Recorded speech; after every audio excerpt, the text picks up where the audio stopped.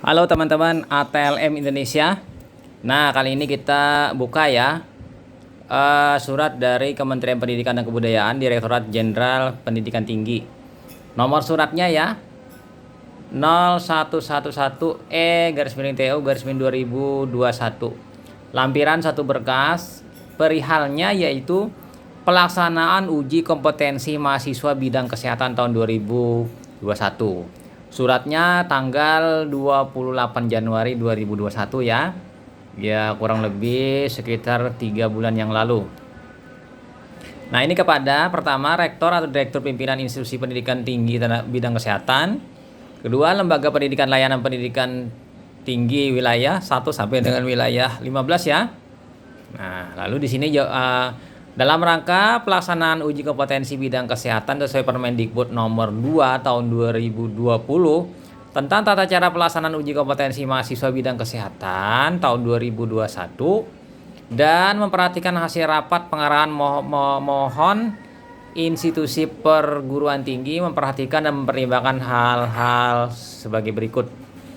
Pertama yaitu pendaftaran calon peserta uji kompetensi dikoordinasi oleh program studi atau institusi mahasiswa tersebut sesuai prosedur dan kategori program studinya melalui laman komite di ukanakes.kemendikbud.go.id.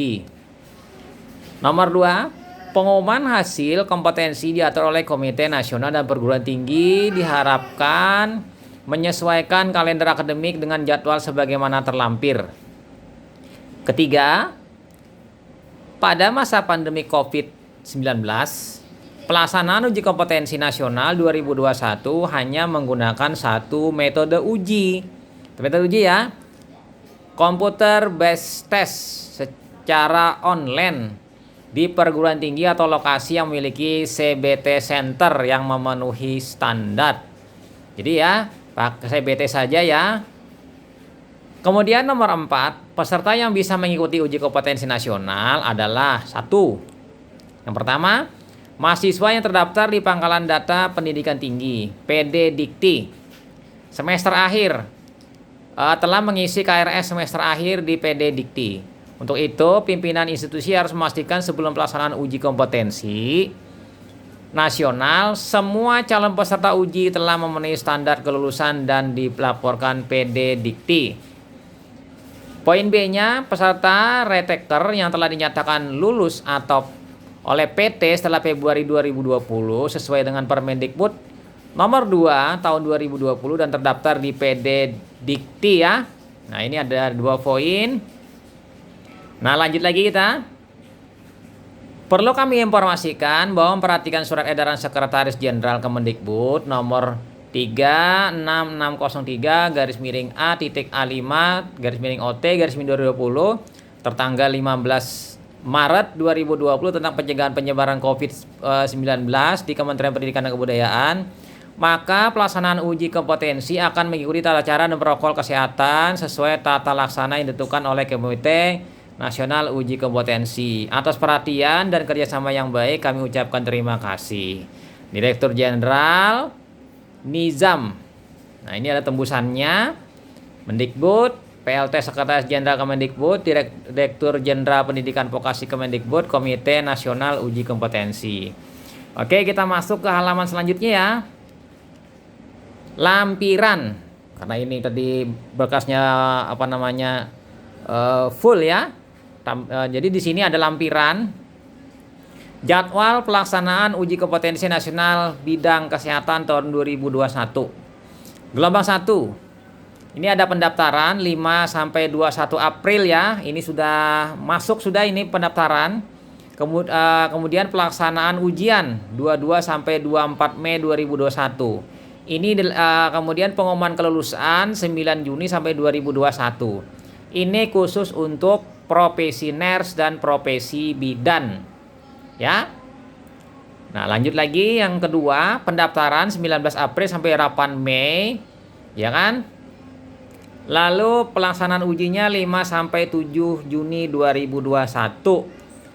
Nah, ini adalah dilakukan pada D3 keperawatan, D3 rekam medis dan informasi kesehatan, D3 teknik gigi, D3 radiologi, D3 gizi, D4 sarjana terapan gizi dan diestetika, D3 kesehatan gigi, D4 terapi gigi, D3 teknik elektromedik, D4 teknik elektromedik, D3 TLM teknologi laboratorium medis, kemudian D4 teknologi laboratorium medis, lalu D3 kebidanan, D3 fisioterapi dan D4 fisioterapi.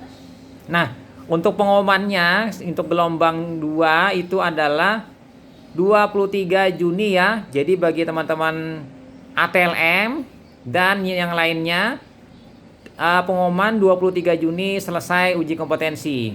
Kita tahu di sini pelaksanaan ujinya 5 sampai 7 Juni ya. Ini sudah mulai dekat. April, Mei, Juni. Jadi tinggal 2 bulan lagi ya. Oke. Nah, apabila tidak lulus, maka pindah ke bagian kedua, yaitu gelombang 1 lagi. Pendaftarannya 21 Juni sampai 8 Juni 2021.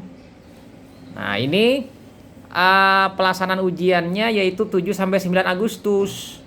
Kemudian pengumuman kelulusannya 25 Agustus 2021.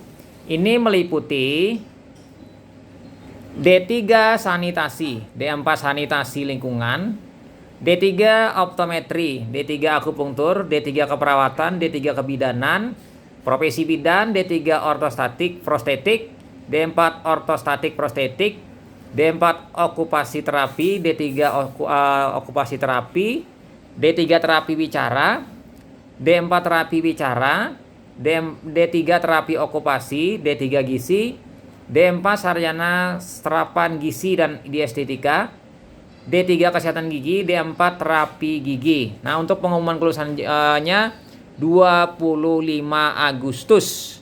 Jadi dekat ya, 25 Agustus. Nah, ini yang pertama ya. Sekarang masuk ke gelombang keduanya. Pendaftarannya 12 sampai 31 Juli 2021.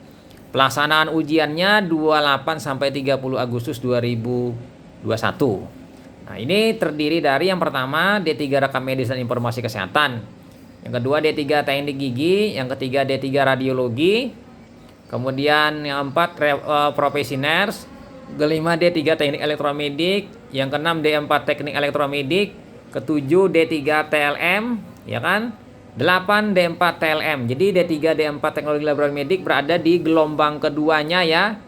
Kemudian nomor 9 D3 penata anestesi, kemudian 10 D4 penata anestesi, dan 11 kemudian D3 fisioterapi dan D4 fisioterapi. Ada 12 ya. Nah, untuk pengumuman kelulusan mereka itu 8 September 2021. Ya, teman-teman. Nah, lanjut lagi kita masuk ke halaman lampiran 3. Ini ada lagi yang bagian ketiga. Apabila tidak lulus lagi, masuk ke bagian ketiga. Terdiri dari gelombang 1 dulu. Pendaftarannya 4 sampai 23 Oktober 2021. Pelaksanaan ujiannya 20 sampai 22 November 2021.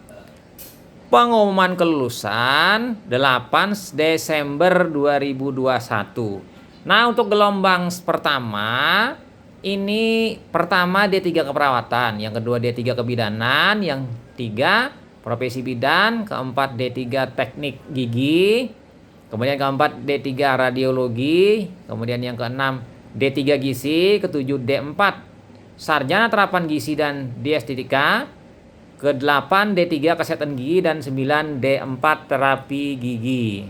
Nah, masuk di gelombang kedua, ya kan? Dari uji kompetensi yang ketiga itu pendaftarannya 11 sampai 30 Oktober 2021. Pelaksana ujiannya 27 sampai 29 November 2021. Ini terdiri dari yang gelombang 2 ini D3 rekam medis dan informasi kesehatan, yang kedua D3 sanitasi, yang ketiga D4 sanitasi lingkungan, yang keempat profesi nurse, kelima D3 teknik elektromedik, yang keenam D4 Teknik Elektromedik, yang ke-7 D3 Teknologi Laboratorium Medik, yang ke-8 D4 Teknologi Laboratorium Medik, kemudian 9 D3 Penata Anestesi, kemudian 10 D4 Penata Anestesi, ya kan? Nah, itu. Nah, untuk pengumumannya ini setelah pelaksanaan ujinya 27 sampai 29 November, pengumumannya 15 Desember 2021. Nah, apabila sebanyak 3 session teman-teman tidak lulus, season 1, season 2, season 3, maka tahun ini teman-teman tidak lulus uji kompetensi sebanyak 3 kali ujian. Jadi menunggu lagi ya di tahun 2022. Nah, kira-kira itu saja suratnya mengenai jadwal pelaksanaan uji kompetensi bagi tenaga kesehatan yang telah diterbitkan Kementerian Pendidikan dan Kebudayaan. Semoga teman-teman dapat mendapatkan memakai ilmunya ini dan memaksimalkan mungkin proses latihan, tryout dan pembelajaran, pengintensifan dan pengayaan materi-materi uji kompetensi yang diberikan melalui blueprint ya, baik kedalamannya itu D3, D4, S1 atau profesi. Oke, itu saja ya. Semoga memberikan banyak manfaat bagi teman-teman. Sampai jumpa di video-video selanjutnya. Saya Ahmad Le pamit. Bye.